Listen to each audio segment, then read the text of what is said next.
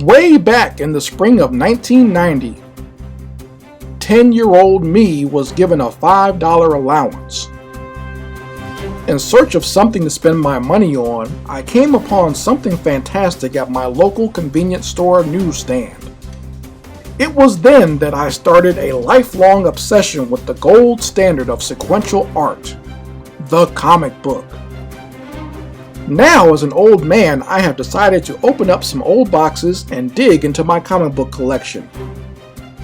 I decided it's time for me to review and analyze the illustrations and artists that made me comics crazy.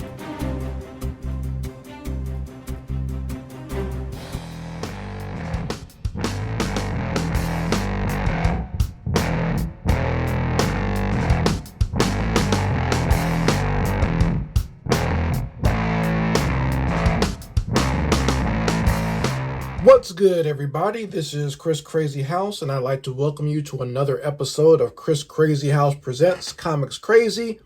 And today, we are continuing with our review of The Revenge of the Sinister Six. We are now on part 3 that continues in issue 20 of the Spider-Man comic. And let's take a look at the cover here for issue 20. And this cover was a little bit of a surprise. Like, you almost think Spider-Man has been pushed to the brink and is kind of going to the dark side because of having to fight the Sinister Six. So we all know in the last issue, Spider-Man and the Hulk got their behinds whooped by the Sinister Six. So maybe you're thinking now that Spider-Man has to go back and fight these guys again, he has decided to tool up and come with some heavy armament. And we got Spider-Man literally holding some hand cannons on the cover of this issue. Not only that, it seems like he's teamed up with the great value version of the Punisher, Solo. Now, if anyone doesn't know who Solo is, he was a character created in the 90s who was very similar to the Punisher, but his whole thing was he liked to kill terrorists. And his whole slogan was, while Solo lives, terror dies. He would always yell that right before he blew somebody away, right? And he had a little bit more high-tech weaponry than the Punisher. You know, the Punisher just had the guns and the explosives. Solo had teleportation devices. He had lasers and giant cannons and everything else. Very popular during the late 80s, early 90s. Very popular with the young boys, right? But we got Spider-Man teamed up with Solo to fight the Sinister Six. And if you look in the background of this image, first you have the heroes on top, Deathlock, the Hulk, and Nova looking in shock and surprise that their buddy Spider-Man would go to these lengths to fight his villains, that he would actually get some guns and start popping off at these guys. And down here, you got the Sinister Six getting ventilated here. You know, you can see them getting lit up with the bullets. You see the bullets all around. It just looks like a drive-by gone terribly wrong, or right, depending on what side of the drive-by that you're on here. But we're going to break this open and see what's going on here with Spider-Man. Has Spider-Man truly gone completely dark and violent, or is this a misleading idea that they put on the cover just to sell us this comic book? So we open up here on the first page of this book, and it is a splash page of the character of Nova kneeling down and asking Spider-Man, is he okay?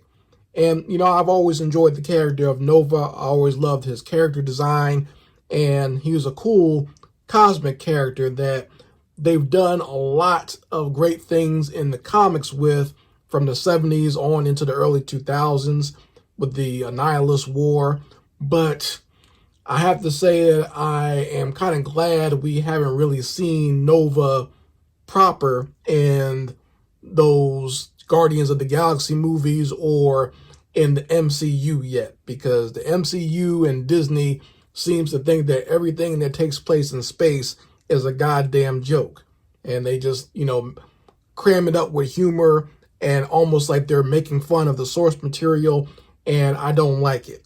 So I'm glad that we haven't seen it yet. They've really done a disservice to all the cosmic characters and the space characters that exist in the Marvel Universe with a lot of those movies. That's just my humble opinion. You can like them if you want to. I know those are some of the more popular Marvel movies. To me, I think they're trash. Anyway, continuing on with this comic book here, get off my soapbox. We got Nova here asking Spider-Man, is he okay? Spidey, are you okay? And we see that he has actually fished Spider-Man out of the water where Spider-Man was. He had been thrown into the water by Dr. Octopus. We see he's got the battle damage. He's all messed up. His mask is messed up. See his hat part of Peter Parker's face and his shoulder. He's just in a real bad shape, okay? The Sinister Six did a number on him, especially Dr. Octopus. And he's kind of informing Nova of this and asking Nova, hey, could you stick around and help out? Like we did that little team up against the Tri-Sentinel. I might review that comic if you want to see me review that comic drawn by Mark Bagley of Spider-Man and Nova fighting the Tri-Sentinel. I will do that. That's a really good, fun comic book issue. But if you want me to do that, just go ahead and let me know in the comments section. And, you know, Nova thinks about it, but then he gets a distress signal from the rest of his buddies on the New Warriors. Because at this time, Nova was a member of the new team of the 90s, the New Warriors, which is also a very popular comic during this time, a very well done comic during this time. And I have to say I might do some reviews of that as well, because that's one of the first books I started collecting back in the early 90s. And speaking of the early 90s, we got another early 90s superhero here, Deathlock. And this is I can't remember if this is the second or third version of Deathlock from Marvel Comics. This was a man named Michael Collins who was put inside of the Deathlock cyborg. And even though he's a pacifist, his mind is now locked into this killing machine, basically. And he's trying to go get his original body back. So, like I said, once again, not sure if this is the second or third one, because there's been several versions of Deathlock, and they all kind of look similar, so sometimes it's hard to discern them. But this version has seen the rumble that Ghost Rider and Spider-Man had with that giant cyborg at the mall, and he wants to do some investigating of that. And we see that he goes ahead and puts on his hat and trench coat to keep up the disguise so he can go investigate without being noticed for a cyborg, basically. And what's interesting about this version of Deathlock, in my opinion, I know this was written by the late, great Dwayne McDuffie in his own solo series, and I noticed a lot of similarities between this version of Deathlock and what we got later on with Spawn, when Todd McFarlane was doing Spawn. So I'm not sure if Todd McFarlane took some things from this or what. It does seem like it, like the fact that he would always kind of walk around in alleys with this trench coat, the fact that he was a black male, and, you know, he was trying to get back to his family. It was very similar in the type of story. The only difference was obviously Spawn was more supernatural and Deathlock was more like a technological type story. So now we finally get the serious and gritty 90s superhero Solo kind of gloomily looking around in his office. Once again, I told you before, he's kind of like the Punisher, but he has a lot more high-tech gear. And you can see some of that high-tech computer gear in the background drawn in quintessential comic book style, where they just put a whole bunch of color matrices in the background, and that's your computer screen. I'm going to steal this at some point. Okay, I'm not even going to lie. Just because I like it and I think it's funny, it's almost kind of like a shorthand for having like a giant complex computer in the background of your comic book world. So I might steal that for one of my own books in the near future, actually. So we also get the Hulk here. We find that he is awakening after getting his butt whooped by Dr. Octopus. And he's saying that was only the first round. Don't worry about it. Inevitably, gentlemen, Hulk will smash. That takes on a different connotation these days. But, you know, I always laugh nowadays when I see the Hulk talking about smashing back then, even though I understand what he was talking about back then. But these days it takes on a whole different connotation when he talks about smashing all the time. Anyway, we are getting back to Peter Parker back at home with his lovely wife, Mary Jane. Like I said, they still got a lot of Mary Jane cheesecake going on in this book series, so be prepared for it, okay? She's looking good in the polka dot dress, and she's kind of getting on Peter for eating fast food. You know, he says his spider metabolism handles all the greasy and nasty trans fats that he eats, so he'll be okay. And he had to pick up something quick because he has to deal with these Sinister Six guys. And we're getting a preview of the weapon that he has developed to help him fight the Sinister Six, and it's really a giant web gun. So when we saw, let me go grab the floppy version of this. When we saw Spider-Man holding these hand cannons, they're actually web cannons. So he didn't go to the dark side completely and just go ahead and get himself some guns to kill these guys. He went and made himself some web cannons, which is nice to see that Peter Parker actually uses his brain in these classic comic books. I know they forget about that in not only a lot of the movies, but also in a lot of the modern comics, that Peter Parker is actually very smart and intelligent, and he can actually invent things on his own. He's not just a dummy who goes up and just punches crooks in the face. He can actually use his intelligence, and that's how he usually defeats most of his rogues gallery, through his intelligence. So he decides to make this, and you know, his wife is concerned, as any wife would be if your husband was out there fighting supervillains, and she decides to give him a little treat before he goes off. You see, she's saying, "You want to come in the room and help me get out of this dress?" And of course he says, certainly. I mean, what guy wouldn't? You know, if you had a beautiful wife like that, of course you want to get her out of her clothes as much as possible. But before he can get to it, before he can get to doing the deed, she has to run out because she has to audition for this new Arnold Schwarzenegger movie. And I'll be a little perturbed about that. So, you know, Peter's going to have a lot of pent up aggression and webbing and everything else, because he's going out there to go fight these bad guys with the blue balls. So Spider-Man sets off on his no-nut adventure to go fight the Sinister Six, and he meets up with the character of Solo, who once again uses his teleporter to flash out in front of Spider-Man on the top of the Daily Bugle building, and he's basically telling Spider-Man that, hey, let's go, I'll team up with you to go get rid of the Sinister Six, but he says he's going to kill them. And Spider-Man does not agree to that. Obviously, Spider-Man is not that type of superhero. He's not that type of person. He believes in justice and not just killing people in order to get that justice. And Solo is basically trying to chastise Spider-Man, saying, hey, you realize this is why you have to keep fighting these people over and over again, right? This is why you got to do this stuff every few issues or so. And Spider-Man decides to say, no thanks, but no thanks. I don't need any favors from you. So he swings off, but Solo puts a tracker on Spider-Man's brand new web cannon that he has hooked to his back here. And we follow Spider-Man here, and it's nighttime at this facility where they do a lot of research into, viewing or discovering other dimensions. And this is where the Sinister Six has broken into, because they want to go into other dimensions as well.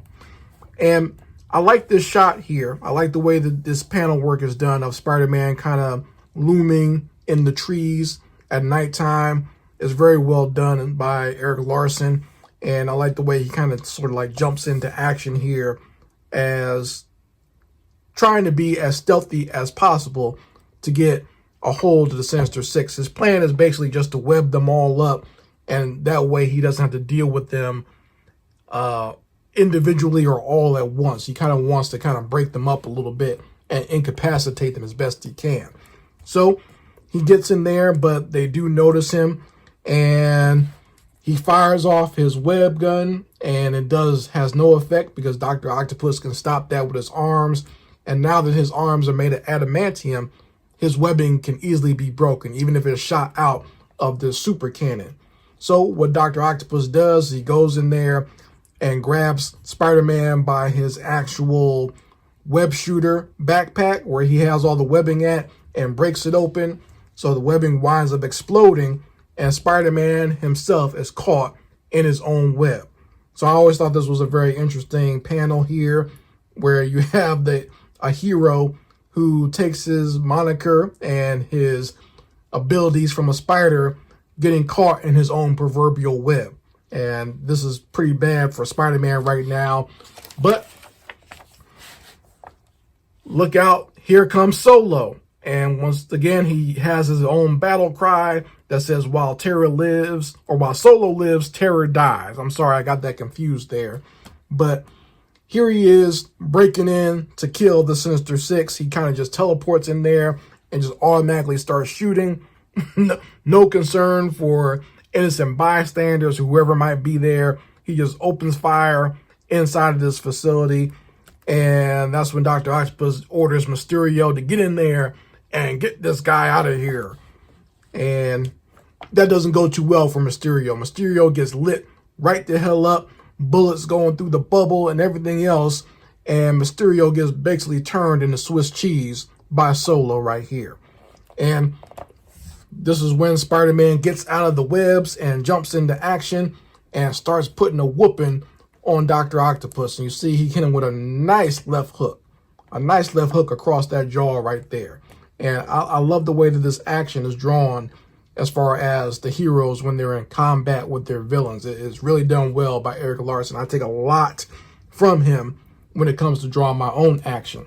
But we see it's not going too good for the Sinister Six. I mean, they're getting ventilated, and Solo is basically spinning the block on all of them when he's going through here with his Uzis, his high-tech Uzis. He's shooting them up as best he can, knocks down the Hobgoblin, shoots the Vulture out of the air, and you see him just doing his screaming, just telling them all to die, die, die.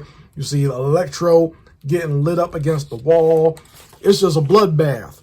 And there's so much shooting going on that it causes an actual explosion. And once again, this is classic Erik Larsen's way of drawing explosions in his books.